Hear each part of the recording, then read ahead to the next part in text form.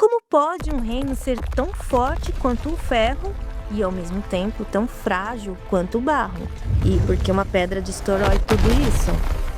E quanto ao que viste dos pés e dos artelhos, em parte de barro de oleiro e em parte de ferro, isso será um reino dividido.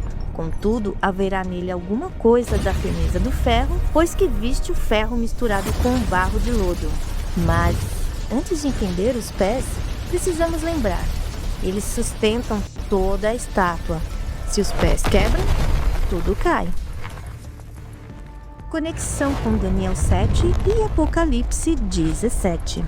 E o que é muito interessante de se notar aqui é que os pés da estátua correspondem exatamente à quarta besta de Daniel 7, versículo 7, e também aos 10 chifres de Apocalipse 17, 12.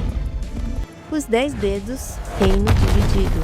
A estátua possui 10 dedos nos pés, isso sugere um reino dividido em 10 partes, assim como já vimos divisões anteriores na própria estrutura da estátua. Ferro mais barro, natureza do reino final. É importante notar que este reino final é composto por ferro misturado com barro.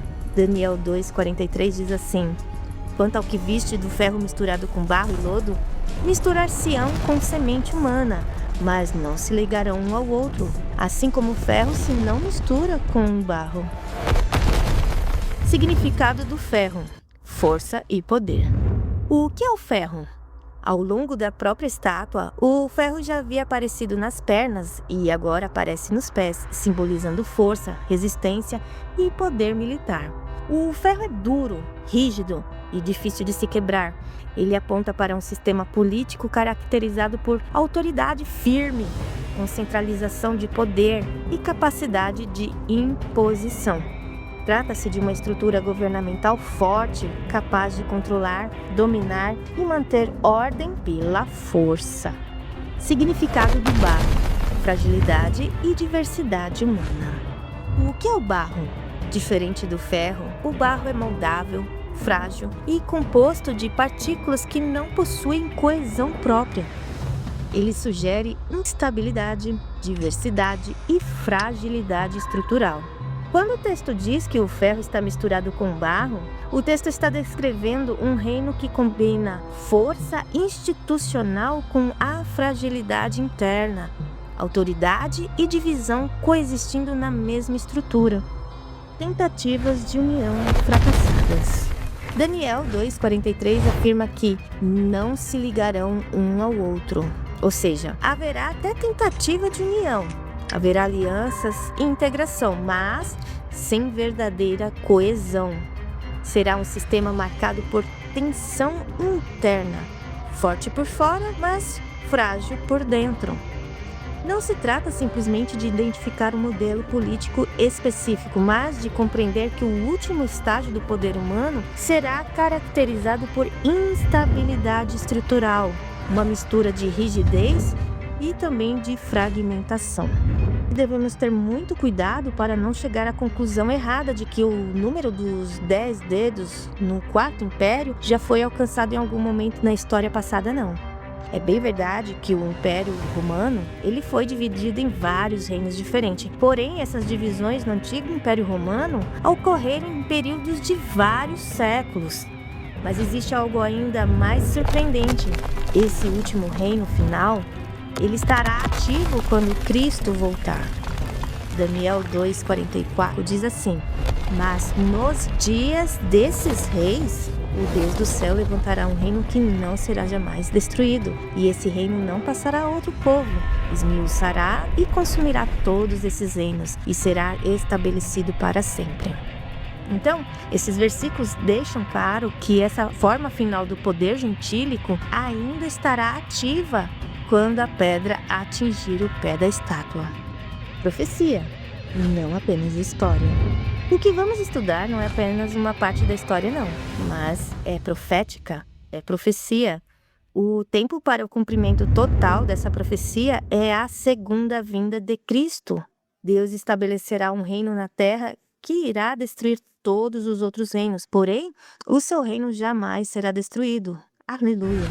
Isso é o coração e a alma de toda a profecia de Daniel. Em Apocalipse 11:15 confirma isso assim: E tocou o sétimo anjo a trombeta, e houve no céu grandes vozes que diziam: Os reinos do mundo vieram a ser de nosso Senhor e do seu Cristo, e ele reinará para todo sempre. A pedra é Cristo, mas há algo que muda tudo. Uma pedra não cortada por mãos humanas. Ela não toca a cabeça de ouro, não. Ela não toca o peito de prata. Ela atinge os pés da estátua. E quando os pés quebram, toda a estrutura do poder humano desmorona. Essa pedra é Cristo.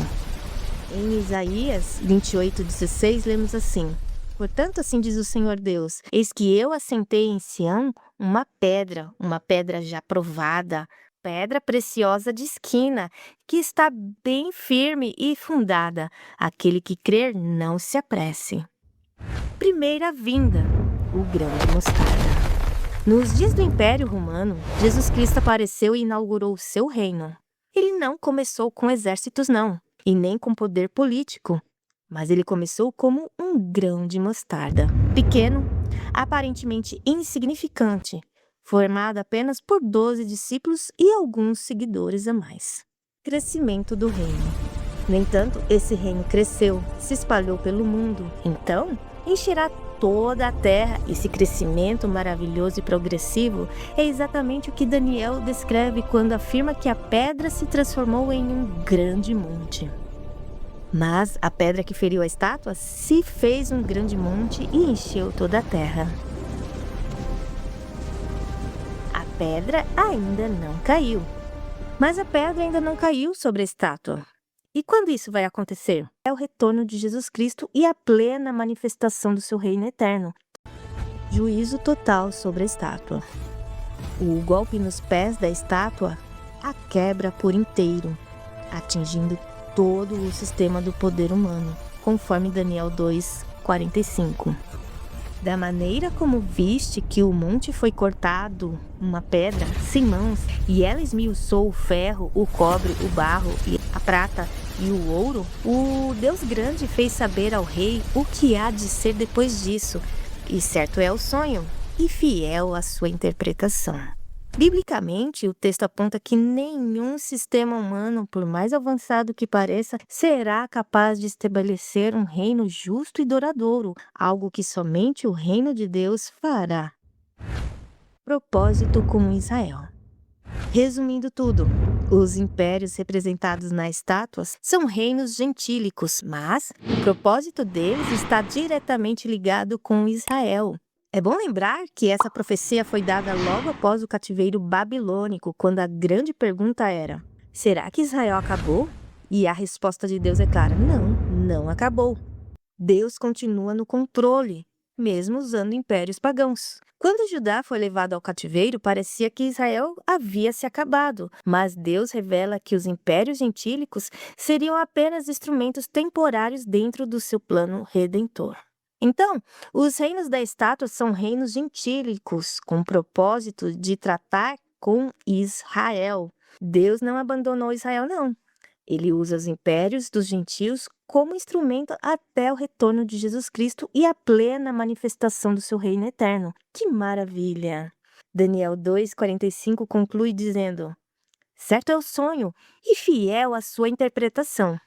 E se o sonho é certo, o reino também é. A pedra cairá, e quando cair, nenhum sistema humano permanecerá. A pergunta é: em qual reino você está confiando? Por hoje é só. Até mais.